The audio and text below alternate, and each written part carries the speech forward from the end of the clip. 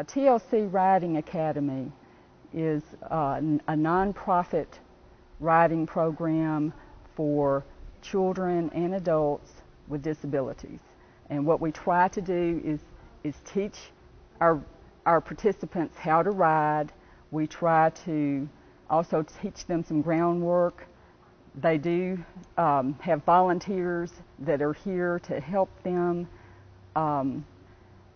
The volunteers love the riders and interact with them really well. They always look forward to their special riders being here. But the volunteers may help horse lead. They may help be sidewalkers. Some people need a lot of help. Some people don't need as much help. Some people may be independent riders and they may have just spotters that are watching them in the arena and going to the riders if they need help. But we try to get them to do everything that they are able to do. We don't want to baby them. We don't want it to be a pony ride. But we want them to grow in self-esteem and do everything that they're able to do so that they can grow as individuals and feel good about themselves. The Gibson General Healthcare Foundation is very pleased to be involved with the TLC Riding Academy project. This is one of our best ones. It's so heartwarming to see the children out here riding the horses and grooming the horses and helping care for the horses. It gives them a sense of confidence in themselves and in their abilities to do something outside of their usual routine. The horses that they have here are gentle, and the children relate to the horses, and you can just see their confidence through their smiles. It makes them happy. It's fun. It's a fun activity. It's a good, safe activity. It's a good, wholesome activity, and we're so pleased to be able to help nurture these handicapped children through this program.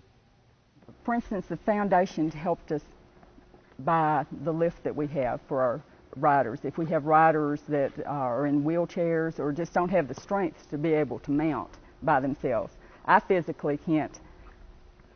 I don't have enough muscle strength and I have neck problems, so it's hard for me to get a rider up there without something to help, and the lift helps us. But at any rate, we have to take care of these horses. That financially drains us. We have to keep the farm up, keep the equipment that we need, because there is special equipment that's needed. We have safety stirrups, for instance. There may be some people that need special reins because maybe they can't grasp the reins like you or I might be able to do. We have to have helmets. There's a lot of different things that we might have that we use in the arena during a lesson. So there's lots of expense, ongoing expense. Well, first of all, there's not anything like it in our area. And second, it meets the need of some handicapped children that are given an opportunity to experience something that they would not have if this was not here. My daughter's name is Caroline Borden. She's 9 years old and she's diagnosed with autism. She's also diagnosed with an expressive language delay. She has been with this program for 3 years, and she has developed a relationship with Annie, her horse. For the last 3 years, they've made a connection. It's considered dressage, where she knows Annie's movements and Annie knows her movements. So it's developed that relationship with another animal, and it can enhance your social skills with other people. She can generalize and pull that into with others, with other animals, even at home with our dogs.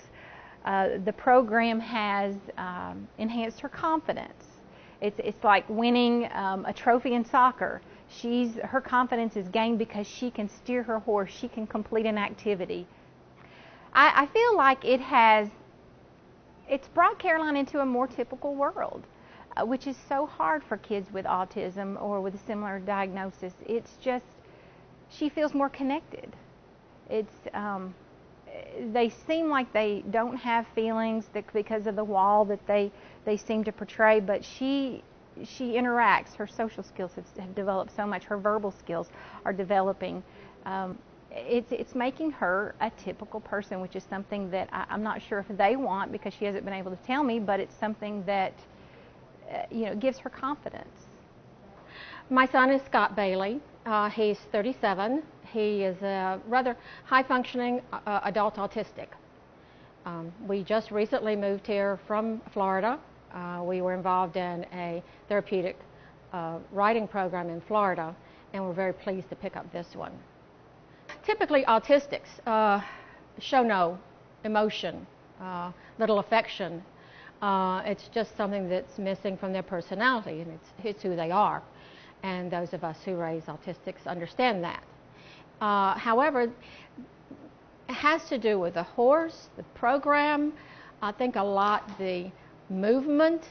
I've been told that the movement of the horse and the gait and what have you just simply brings out something in the child or adult that opens them up, and it gets them to just open up and relate more in very general terms, not just riding and stopping and getting on and off the horse and that, but in very general terms that relate more to life and life issues. It has something to do with the motion of the horse. I don't know it. It would take someone a lot more experienced to explain that part to you, but I do know that it does work. I always have high hopes. You know, every parent does. You want your child to be the best that they can be, and you always hope it's going to be the best.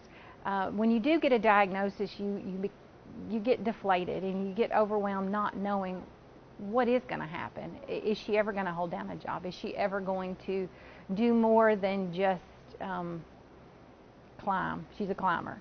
Is she going to do anything besides just want to sit and watch Mickey Mouse? And with this, she has. She's getting out there. She's interacting with other people, interacting with the horses. She has responsibilities and chores that she has to do with the horses, and that comes to the home life as well. Now she has chores at home, so it is expanding what she can do, and it gives us even more hope of the things that she might accomplish.